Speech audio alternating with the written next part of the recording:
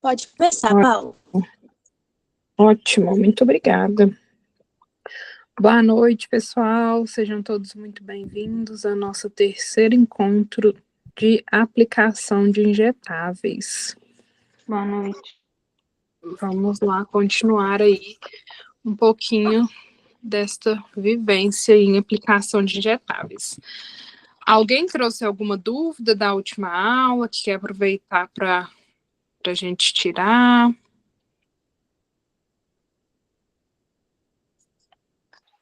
Não, tá tranquilo. Certo, né? Então tá bom. Então vou organizar aqui a apostila para a gente já começar a gravar a aula aqui, então. Deixa eu só pegar a apostila aqui. Nós paramos, então, na página 31. Se alguém tiver aí com a apostila e quiser também acompanhar, vamos continuar, então, na página 31 desta apostila.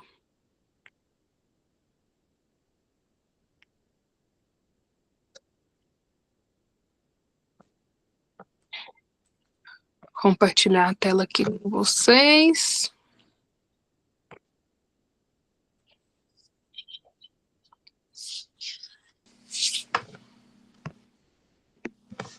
Todo mundo consegue visualizar aí a tela? Tá tudo ok? Sim. Sim. Consigo. Ok. Então, vamos lá para a página 31. Então, a gente viu um pouquinho, só revisando aí, né? O que a gente já viu aqui da aula de aplicação de injetáveis, né? Então, nós conhecemos um pouquinho do histórico dessa aplicação de injetáveis, as legislações, né, para aplicação de injetáveis tanto em drogarias quanto em farmácias, né, que é a resolução aí número 5.991, né, de 17 de dezembro de 1973. Também a gente viu um pouquinho aí da resolução 239, né, onde que dispõe a aplicação de injetáveis em drogarias, né.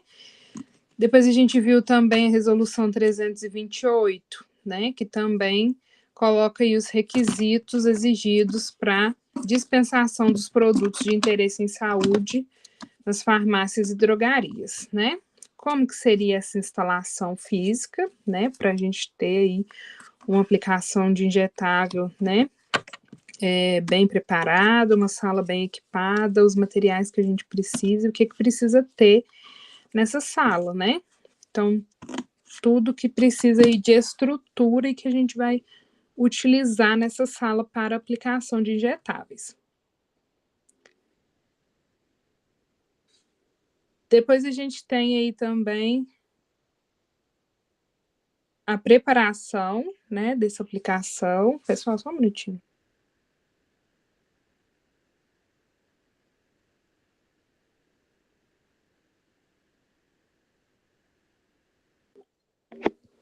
Depois, pessoal, a gente viu aí um pouquinho da preparação, né? O que tem que ter nessa sala, o que precisa.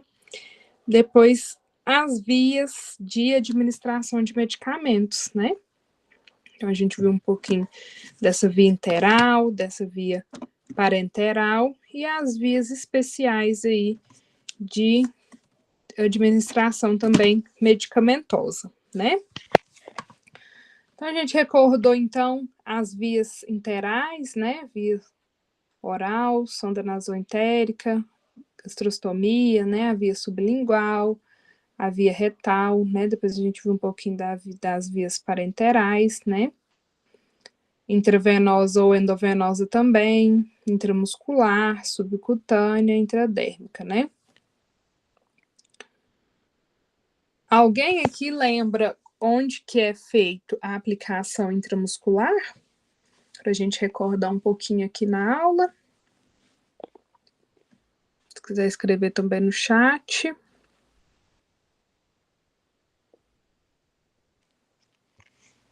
Essa é uma via que a gente usa muito, né?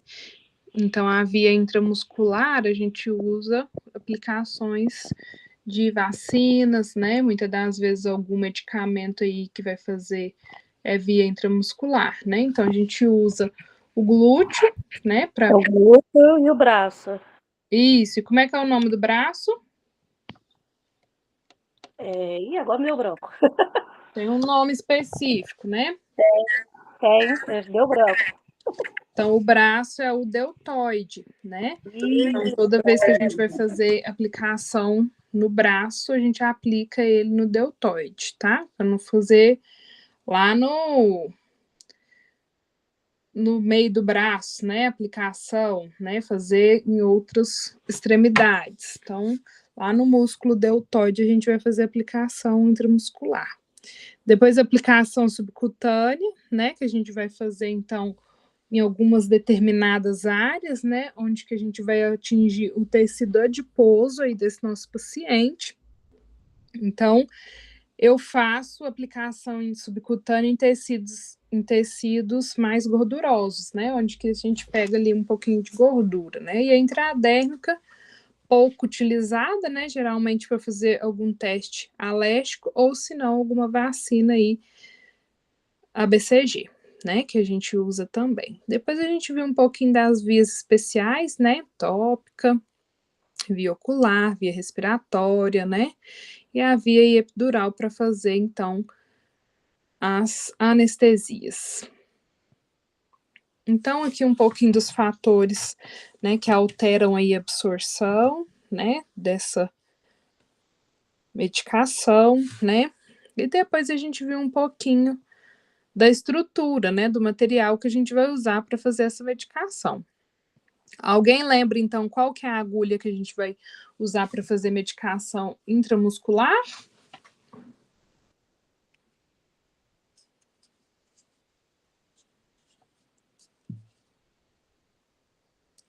Não?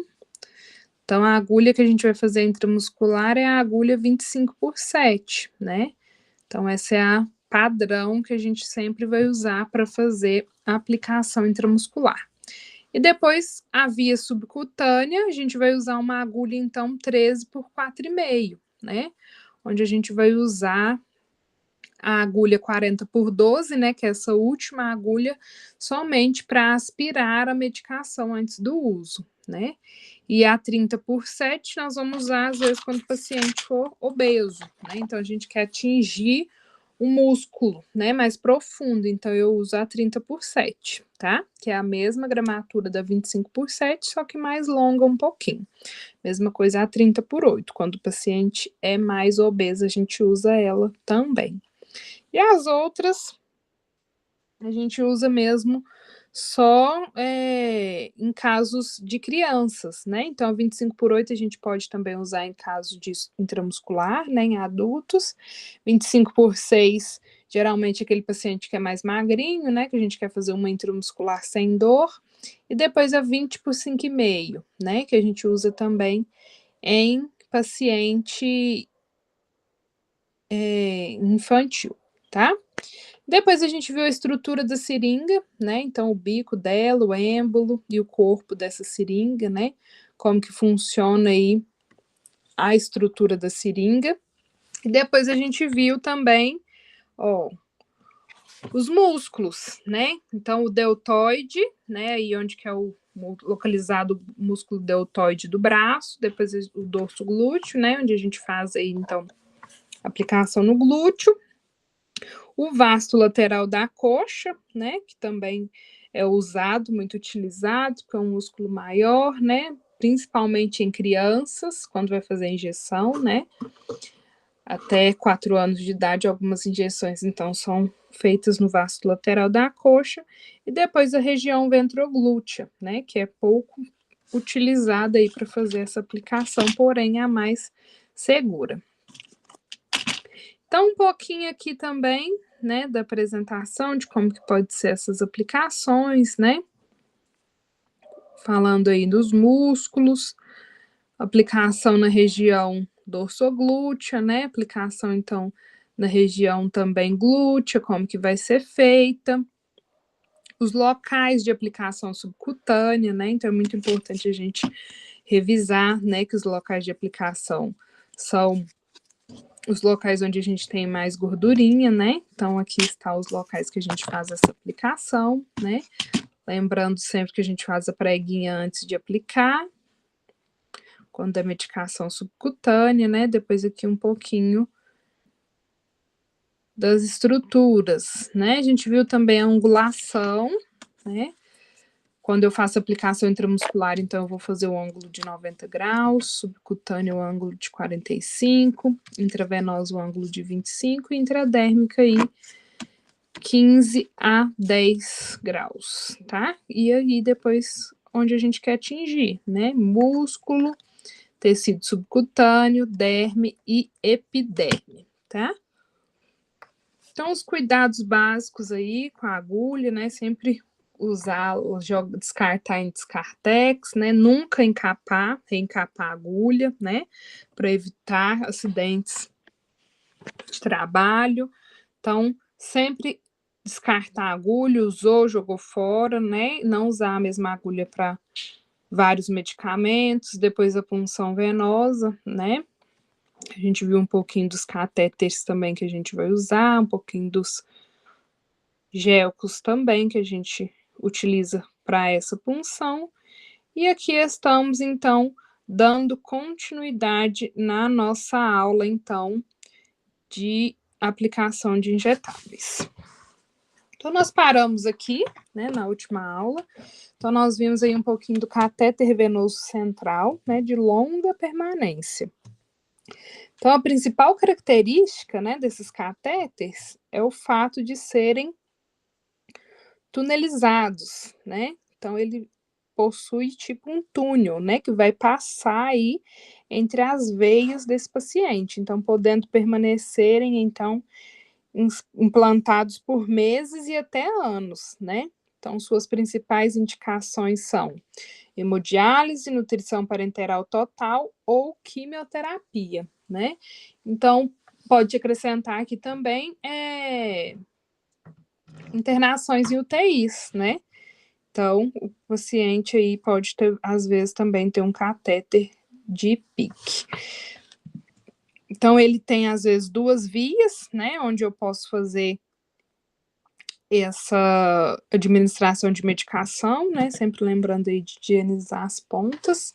E ele é longo, né? Porque vai ali de encontro direto ali na veia desse paciente, tá? Então, aqui também a gente tem o Perticate, né? O Portocate, que ele é um catéter também. Vou abrir aqui um pouquinho para a gente ver. Ó, de longa, né? Que ele faz também essa entrada aí direto, então, no coração do paciente, né?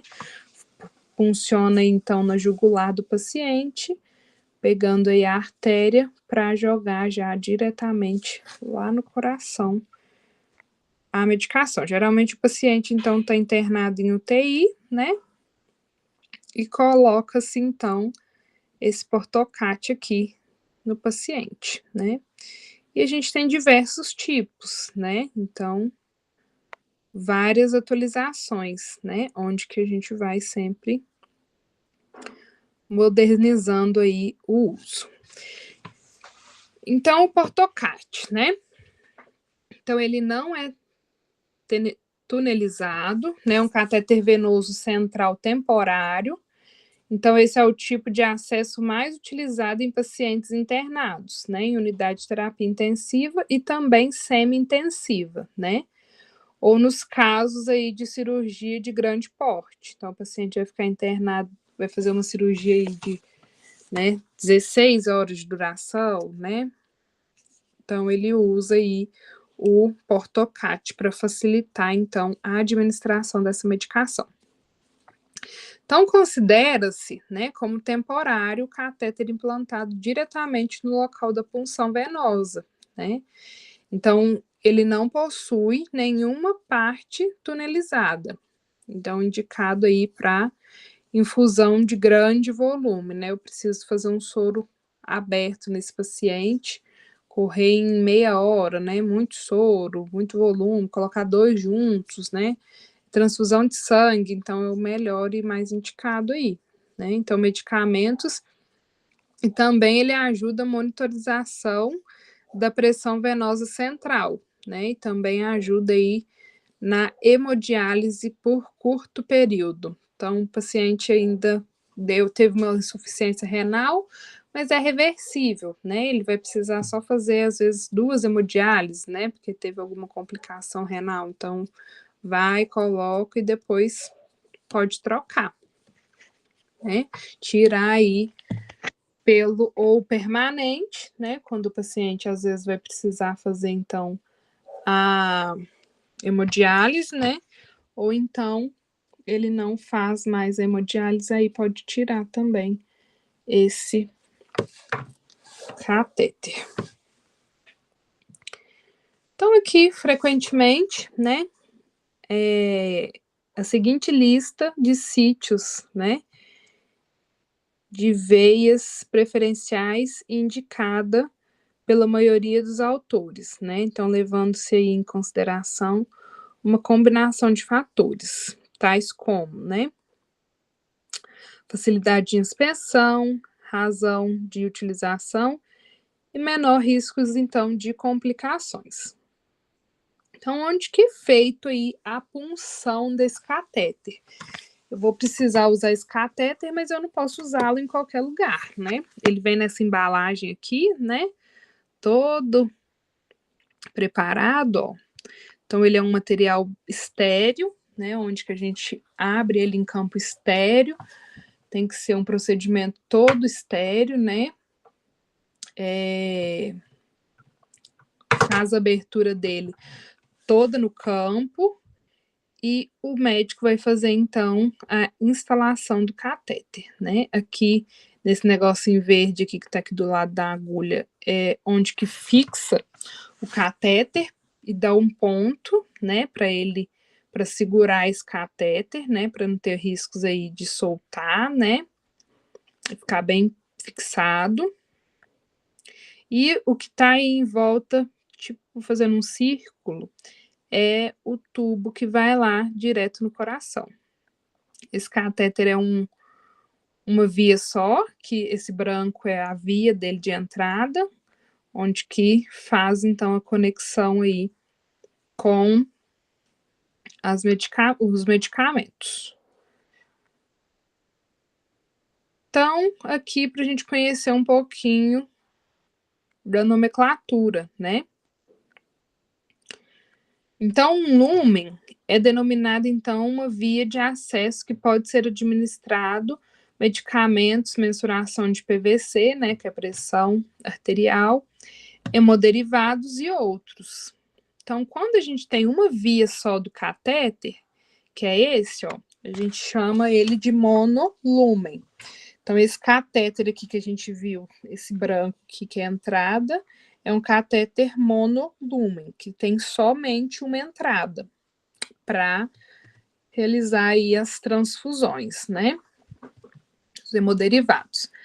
E depois, quando tem 2 entradas, duplo lumen, que é 2 conexões. E 3 entradas, triplo lumen, né? Vai aumentando aí e pode chegar até 5 lumens, né? O mínimo é 1, máximo 5 lumens aí das entradas desse catéter.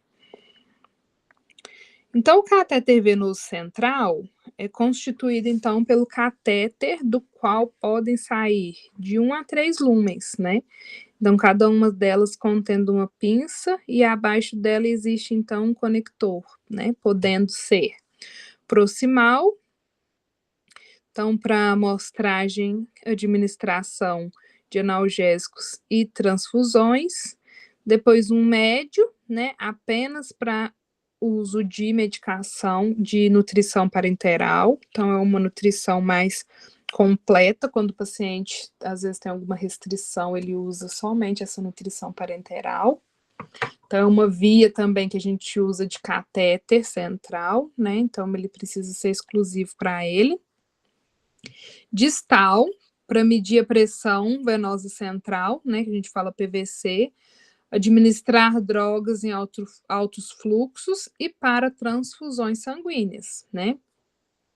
Então, é importante que o profissional de saúde, responsável pela manutenção do catéter venoso central, tenha os cuidados de higienizar adequadamente, então, devido ao alto risco de colonização bacteriana nos lúmenes do catéter, o que pode provocar infecção e colocar em risco aí a vida da pessoa. Então, esse conector, ele precisa ser muito bem higienizado, né? Vou iniciar, então, a administração, a manipulação aí de transfusão sanguínea. Pega um álcool, faz a limpeza, higieniza, né? Luva, estéreo, às vezes se necessário, faz uma boa higienização antes de iniciar, né? E após finalizar a tampa, né? Se não for correr mais nada, e faz de novo a higienização para ficar livre de contaminação. Então, normalmente, o catéter venoso central é utilizado apenas em meio hospitalar, já que precisa ser cuidado corretamente. Então, para evitar a entrada de micro-organismos no corpo, que possam causar, então, uma infecção grave e colocar a vida em risco. Então, assim, né, o catéter venoso central geralmente é cuidado pelo enfermeiro ou pela equipe de enfermagem, né, que deve ter quais os cuidados, né? Com o flush do catéter, fazer o flush do catéter com soro fisiológico, né, para evitar que fique entupido com coágulos. Então, se eu usei e não vou usar mais, vou salinizar ali aquela via com soro fisiológico, para ficar limpo, né? Deixar, então, as vias sempre em solução fisiológica, nunca deixar vias fechadas por muito tempo, né? Ou senão colocar uma heparina para não correr o risco dela, então, fazer coágulos. Trocar o curativo externo, principalmente se tiver secreção. Então, lá onde que ele faz aquele ponto para fixar o catéter na pele do paciente, vai um curativo por cima. Então, esse local precisa ser limpo, né, a cada 24 horas. Então, o curativo deverá ser oclusivo nas primeiras 24 horas. Então, funcionou, ele vai ser oclusivo, depois vai colocar um THDerm para fazer a limpeza, né? Então, aí na próxima, após 24 horas, recomenda-se trocar o curativo THDerm. É um filme transparente que coloca em cima para fazer, então, esse curativo. A troca de curativo é uma atribuição privativa do enfermeiro, ele que deve conduzir, então. Então, algumas possíveis complicações, né? O acesso venoso central pode provocar, então, algumas complicações, né? Como sangramentos, hematomas, infecções, perfuração de pulmão, arritmia ou trombose. Então, aí a epidemiologia do uso do catéter venoso central. Então, o acesso venoso central é um procedimento, né, comumente realizado com aproximadamente 8% dos pacientes hospitalizados. Então, necessitando aí de acesso venoso central. Mais de 5 milhões de catéteres venosos centrais são inseridos, então, nos Estados Unidos, né, em unidade de terapia intensiva. E no Reino Unido também. Então, muito alto índice aí de instalação de catéter venoso central. Então, alguns pontos de atenção, né, na aplicação de injetáveis. Então, tomar cuidado, né, com o tamanho ideal da agulha, né? Então, agulhas aí em adultos magros, a gente vai usar a agulha 25/7. Adultos, então, com músculos desenvolvidos ou obesos, a gente vai usar a agulha 30/7 ou 30/8. Crianças bem desenvolvidas, a gente vai usar a agulha 25x7 ou 25x8, né? Então, crianças e adolescentes obesos, a gente vai usar a agulha 30x7, porque a gente precisa atingir um músculo. E crianças pequenas, nós vamos usar a agulha, aquela roxinha, né? 20x5,5. Então, é excesso em aplicação de penicilina, né? Que a gente não vai usar ela porque ela é muito curta. Nós precisamos usar uma mais longa, e como é uma solução mais grossa, a gente precisa também de uma agulha mais grossa para administrar. Então, as agulhas com calibre 25x7 ou 30x7 são usadas para soluções aquosas. As de calibre, então, 25x8 ou 30x8 são, então, reservadas para soluções oleosas e para suspensões, né? Então, o frasco, a ampola ou o diluente, para facilitar, então, a aplicação e não entupir a agulha, porque é mais viscoso, né? Então, não corre esse risco. As seringas são constituídas, então, pelo corpo, né? Ou cilindro e êmbolo. Uma das extremidades do corpo encontra-se, né, com o bico, e a outra depois a gente vai encaixar na agulha. Então, os tamanhos aí das seringas. Então, a gente tem seringa de 1 ml, 3 ml, 5 ml, 10 ml e 20 ml. E também a 60 ml, que é para uso de, às vezes, alguma nutrição. Então, as agulhas possuem duas partes, né? Uma porção dilatada, em que se encaixa na seringa com o canhão, e a parte afinada, né? Que é a haste que termina o bisel, que pode ser curta ou longa. A gente viu um pouquinho para cima, né? Aquela onde que tem a corzinha na agulha, é onde que a gente vai encaixar ali na seringa para fazer essa conexão. Então, as agulhas apresentam duas informações em relação ao calibre. Tamanho dela, né? Por exemplo, a agulha 30x7, 30 significa o comprimento da altura da agulha, né? Que é 30 milímetros ou 3 centímetros. E 7 significa o diâmetro interior da agulha, que é de 0,7 milímetros, né? Então, aí tem 1/4, que é o mesmo aí de polegadas, né? 22 polegadas. As prescrições, né? Então, a gente precisa tomar alguns cuidados, né? Então, eu preciso ler detalhadamente a prescrição, o nome do paciente, data da prescrição, nome do hospital, posto de saúde, cidade, estado. Depois eu preciso, né, do nome do medicamento, a dosagem, forma farmacêutica, posologia, via de administração e concentração. E verificar aí a vigência da prescrição, né, que geralmente aí são 24 horas. Depois o número e o CRM, né, e o carimbo aí desse profissional que fez essa prescrição. Ver se está íntegro, né, se não tem nenhuma, se está tudo ok com esse nome e esse carimbo. Então, não poderão ser avaliadas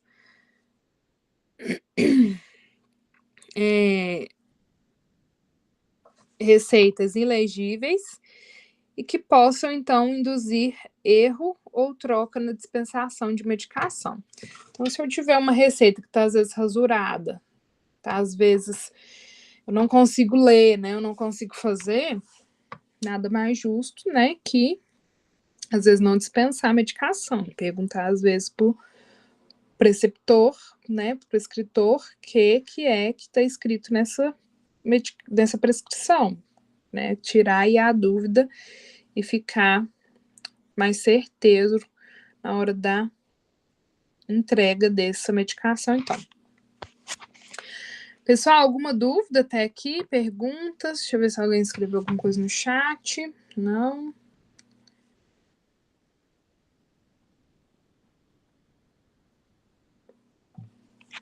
Se tiver alguma pergunta aí, vocês podem, então, colocar aqui para nós. Depois o livro de registro, então, do receituário de aplicação de injetáveis, né? Então, a resolução aí de número 328, né, de 22/7/1999.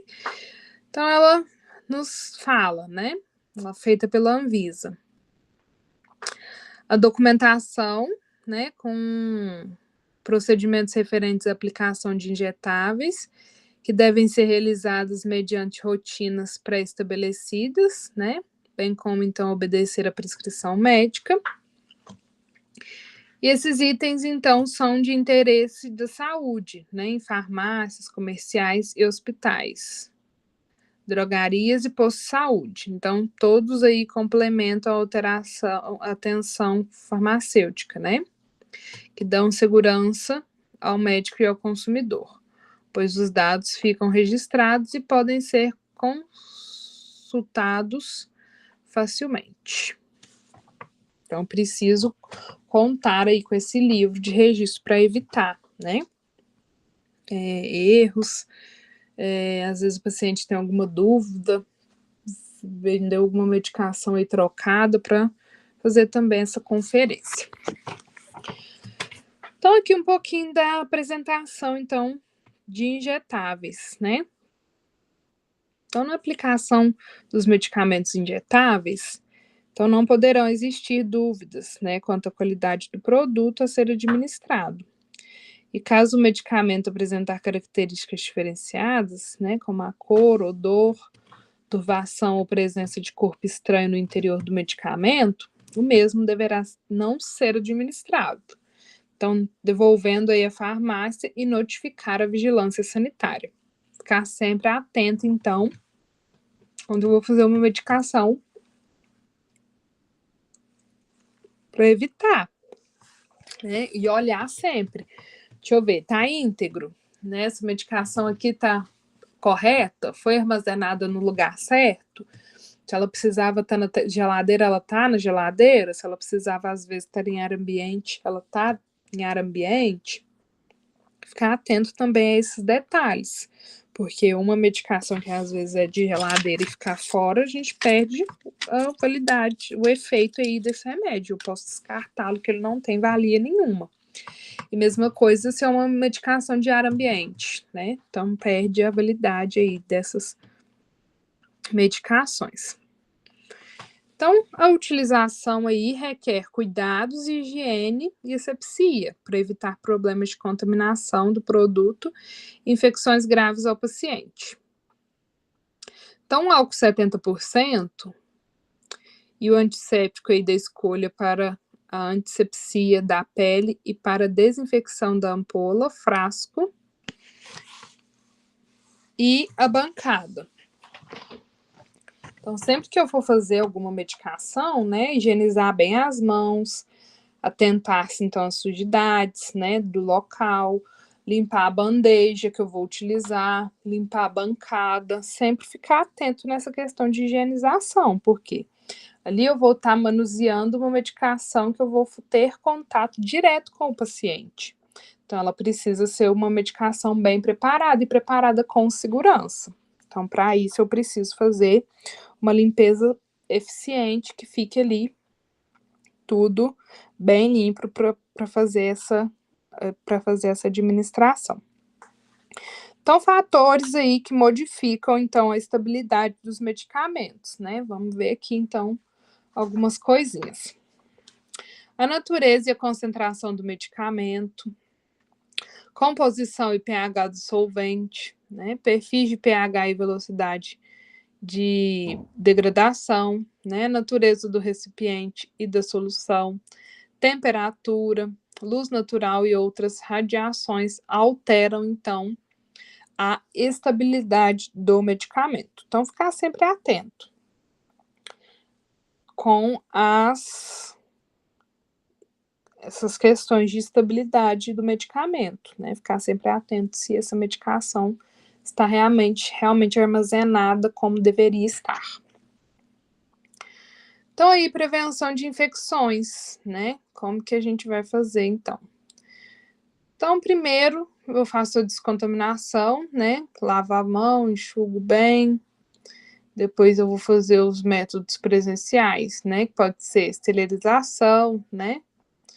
lá no químico, na autoclave ou no calor seco. Depois eu vou fazer também, né, um outro passo, que pode ser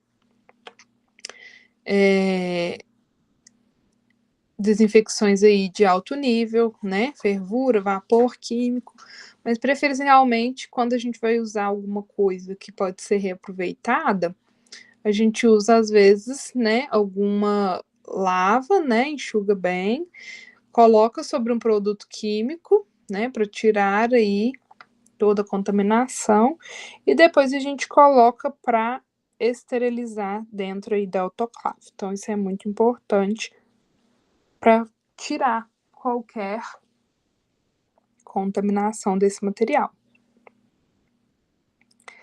Depois, um pouquinho aí da técnica de preparo de medicamentos injetáveis, né?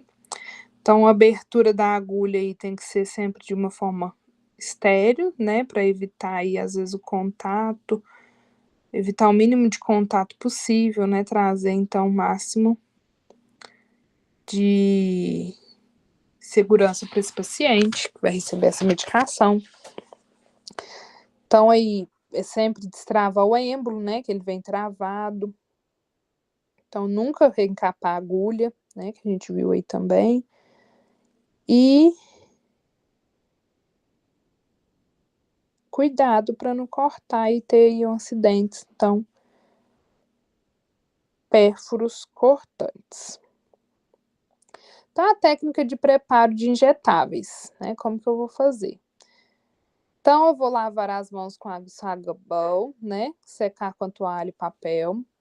É necessário um algodão, então, cortado em pedaços. O álcool aí 70%, então, devidamente acondicionado ao bisel, né? Ou álcool em suaves, né? Que é a gás embebida de álcool para asepsia. Desinfetante com algodão embebido de álcool 70%. E a bancada onde será preparado o injetável. Então, eu vou abrir a seringa, né, na parte posterior, puxando a aba da embalagem, puxar e empurrar o êmbolo 2 a 3 vezes, né, para lubrificar aí a seringa e destravar a trava. Então, apertar a rosca que conecta a agulha com a seringa. Desinfeto, então, a ampola com auxílio do algodão embebido de álcool para limpar as extremidades. Quebrar o gargalo da ampola, né? Sempre segurando aí com o algodão para evitar cortes também com essa ampola. Segurar a ampola entre os dedos indicador e médio. Introduzir a agulha no seu interior e proceder à aspiração lentamente, girando a mão e a seringa até que todo o líquido seja aspirado, né? Então, no final aí da aspiração, a seringa e a agulha e a ampola devem, então, estar na posição vertical. Imediatamente, então, colocar a capa protetora na agulha, em forma de pesca, né? Ou deixando suavemente a capa protetora sobre a agulha. Então, evitando contato com a ponta da agulha, né? Na capa aí protetora, para que a agulha não fique protegida. Tá? A capa protetora evita contaminações, evite falar próximo à agulha descoberta, né? Porque depois vai entrar em contato com o paciente. Ao reencapar a agulha, então, tenha bastante atenção para não tocá-la, contaminando-a ou se ferindo, né? Correndo. Se isso acontecer, se acidentalmente colocar o dedo na agulha ou perfurar, faça, então, uma troca desta agulha, né? Depois aí empurrar o êmbolo até que o líquido fique, então, no nível que não haja mais bolhas de ar na seringa. Retirar aí a capa protetora da agulha, então somente no momento da aplicação do injetável. Depois aí a técnica de preparo, então, de medicamento em pó, né? Lavar as mãos com água e sabão.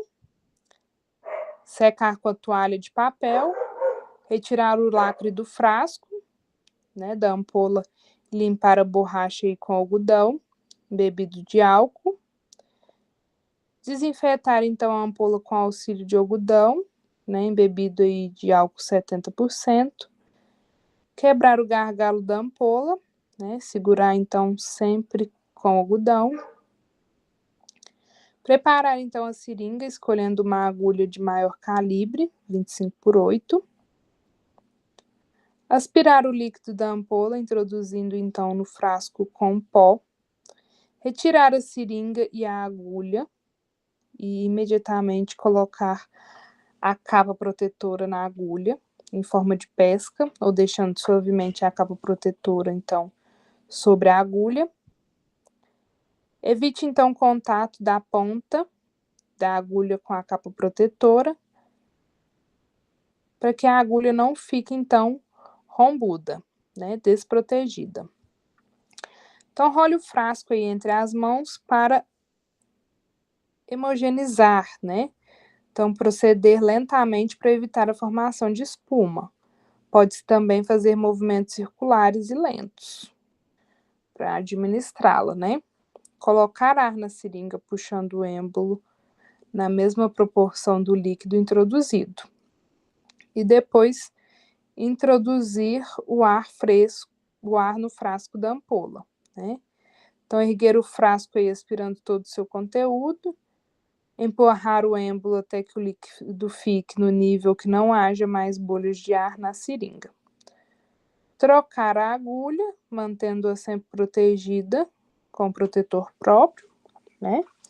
Então, retirar a capa protetora da agulha somente no momento da aplicação do injetável.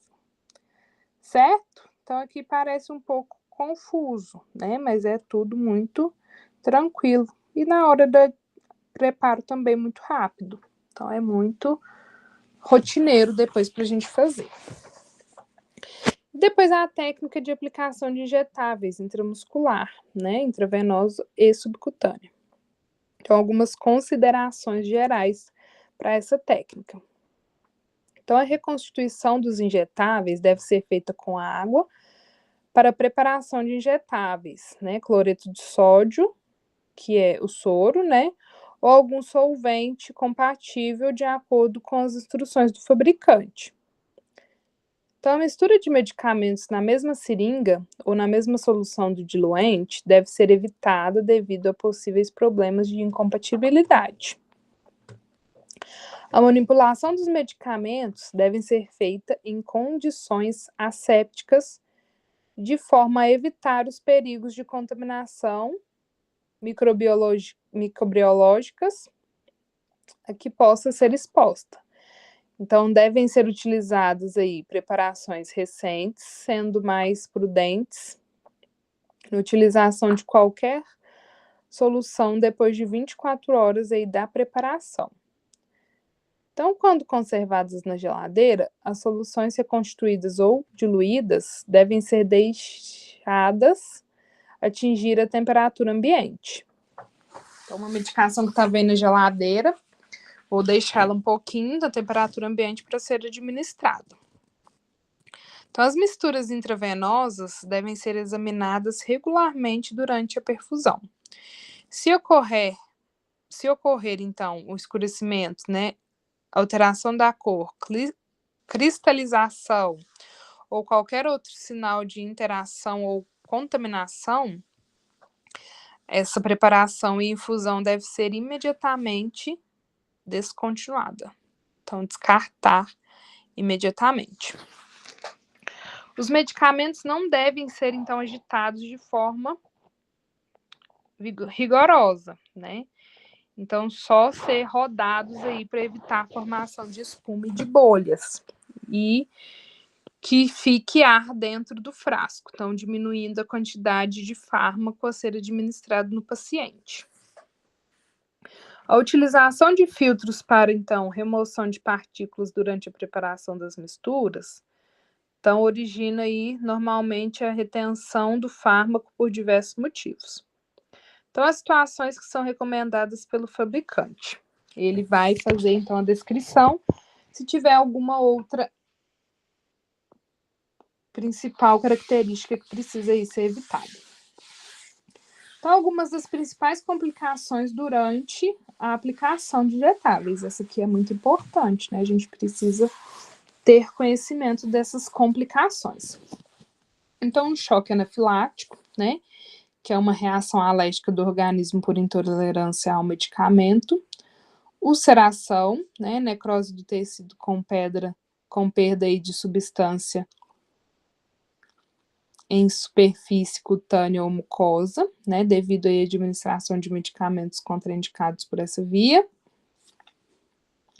Infecções inesperadas, né, que ocorrem aí por contaminação durante o manuseio do material ou uso de material não esterilizado. Sangramento e desconforto, né, quando a agulhas aí for de grosso calibre. Dor intensa e prurido, né, que ocorre quando a introdução a substância está muito concentrada. E alguns efeitos aí colaterais, né? Então, pode ter alergias, né? Alguns efeitos gastrointestinais, né? Dor, queimação, náuseas, flatulência,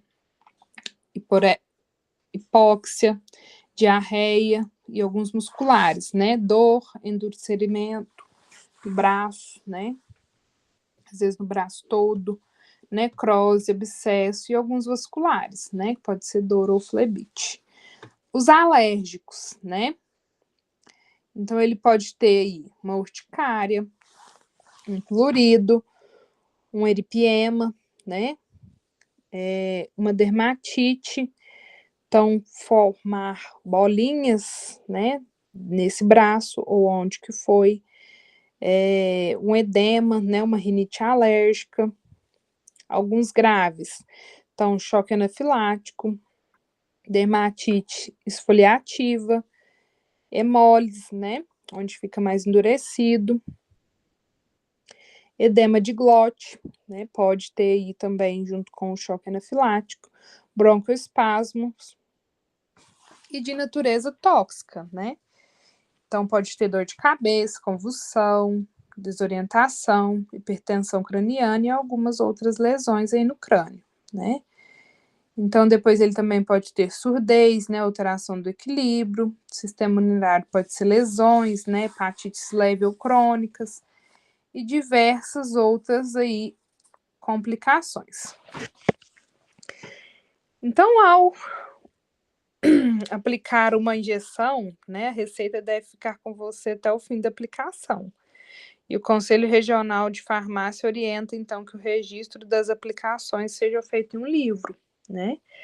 Então, existe uma fiscalização, onde a vigilância sanitária que faz, e seria como estacionar um carro em local proibido, né? O guarda pode passar e multar, ou você pode ter a sorte de ele não passar, mas que, na maioria das vezes, ele pode chegar também e você não está esperando.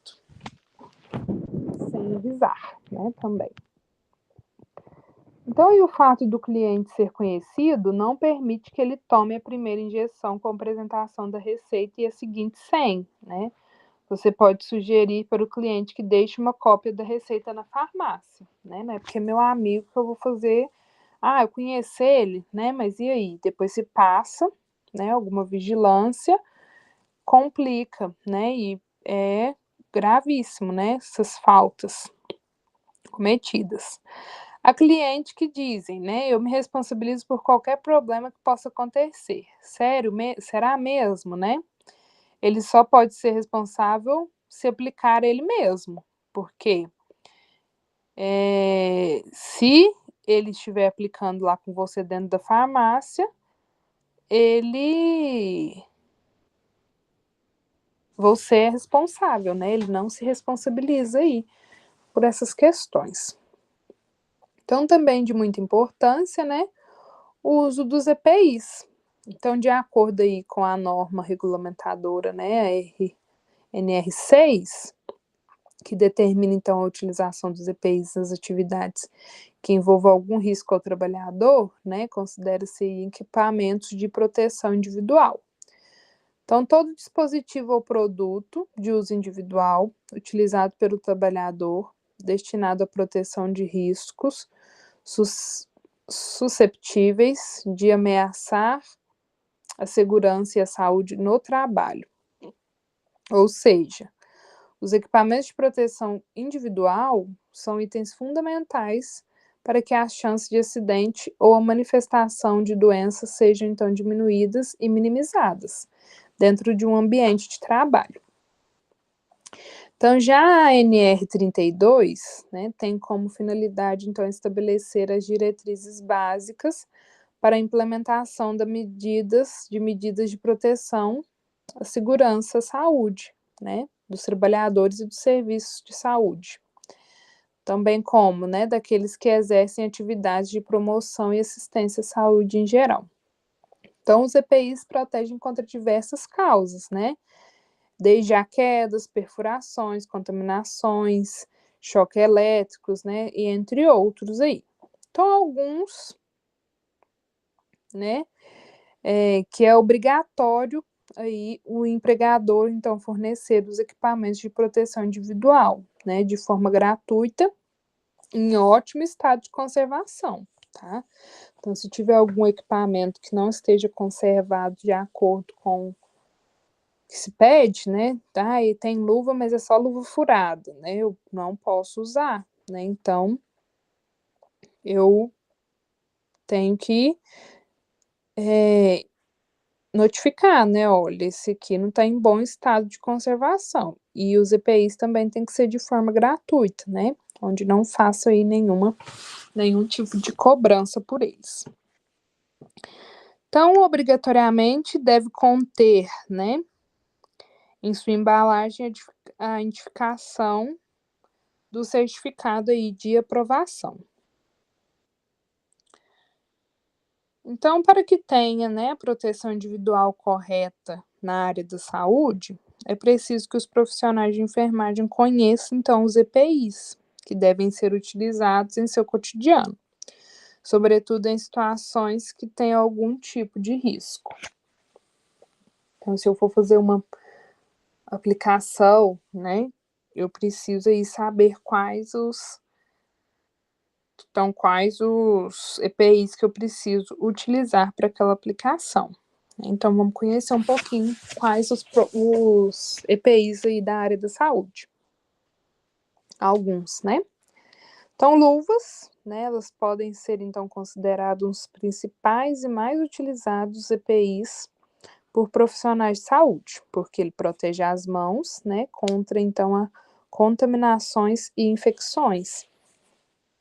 Se eu estou fazendo ali uma punção venosa e, né, tenho contato ali com sangue, a luva vai proteger nesse quesito, né? Se eu estou fazendo, às vezes, algum curativo, né, instalando alguma dieta e cai, né, o paciente, né, preciso fazer uma troca, eu estou protegida com a luva para esse paciente, né? Depois aí o óculos de proteção, né, que são os óculos aí que são utilizados quando existem algum risco, né, de secreção, excreção e componentes químicos, então, respingarem ao profissional. Então, protege aí a área dos olhos contra esse fluido. Vou fazer uma aspiração, né, vou fazer alguma punção também, posso usar esse óculos de proteção, né, às vezes uma área isolada, né, que eu preciso estar devidamente protegida, eu vou usar, então, esse óculos também de proteção. Depois o avental, né, que é usado principalmente em cirurgias, às vezes a gente vai usar então também em campos estéreos, né, de aventais.